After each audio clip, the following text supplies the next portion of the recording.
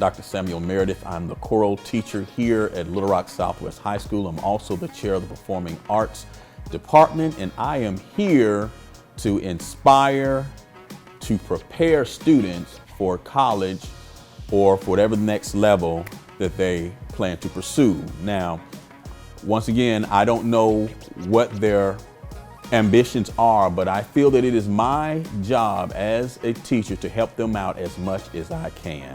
I'm always preparing for the next level. You said a word earlier. That word was perfection. What is that word to you, and how does it apply? Well, once again, this is performing arts, so we're always practicing, preparing for some type of performance, or now the performance could be on many levels. It could be our regional performance, or it could be a performance in class. Now, for perfection, one must practice. And when you practice, you have to focus on the fundamentals. Practice the fundamentals, whether the right notes, the right rhythms, pitch, once again, rhythm. Did you sing the right vowel, if you will? All those things come into play when we're trying to produce a good sound or go towards perfection. Now, we know that we'll never have a perfect performance, but I believe we can come very close. When you're in the second semester, what is typically your focus for your class, for your students, and for your preparation for performance? Right. So the second semester, typically in the choral, many choral departments, we're focused on performance assessment. That's typically that takes place around the first week in March, first or second week in March. So we have to have a selection of songs that meets a certain criteria, and we practice those songs, and we're judged by 3 outside judges. And that's typically, once again, that's performance assessment for choir, or for choir.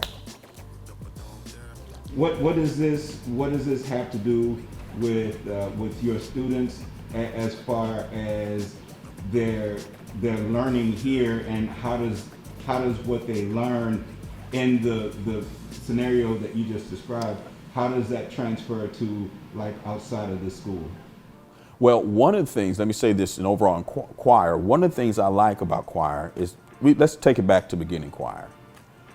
When a student comes into the classroom, oftentimes they are fearful, they're afraid to speak or to perform.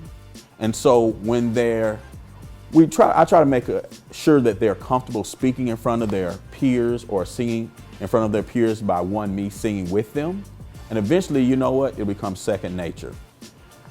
The next level, when you're performing in front of an audience, like at a school function event or what have you, it takes a little bit more courage.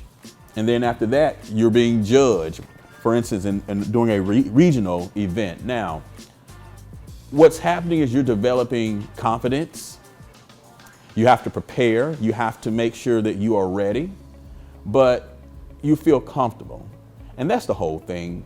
Can I feel comfortable speaking? Do I feel comfortable doing whatever I want to do in life? If it's giving a presentation, if it is preparing something, some type of food for an audience, but this helps them break out of their fear or their get over their anxiety, if you will, for performance, any type of public display, whether it's speaking, singing, preparing something, or what have you. So that's one of the great things that I think that helps students, what choir can help a student achieve, if you will. So once again, there's a lot of things that carry outside of the classroom. The other thing is this, teamwork. You have the teamwork within the sections. They have to blend and sound like one voice.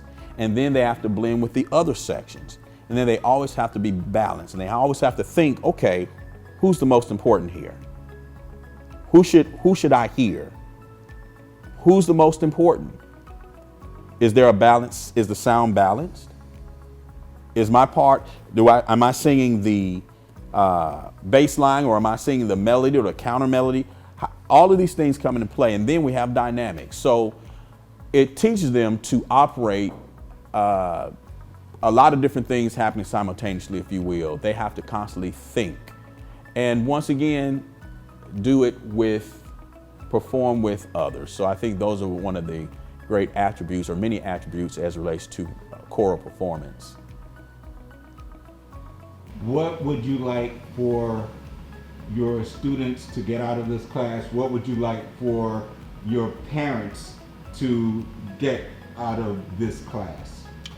I would like for my parents to see their child, and when they see their child walk across the stage, I would like them to hear some type of scholarship. So-and-so John Doe has received a scholarship to so-and-so university or college. That's what I want them to see, because they'll see, okay, these 4 years being in college, it paid off.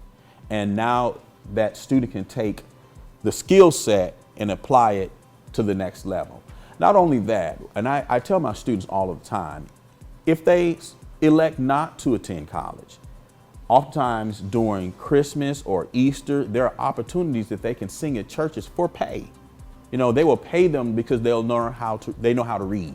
And so those are one of the many advantages of being in choir and learning a skill set that's probably outside of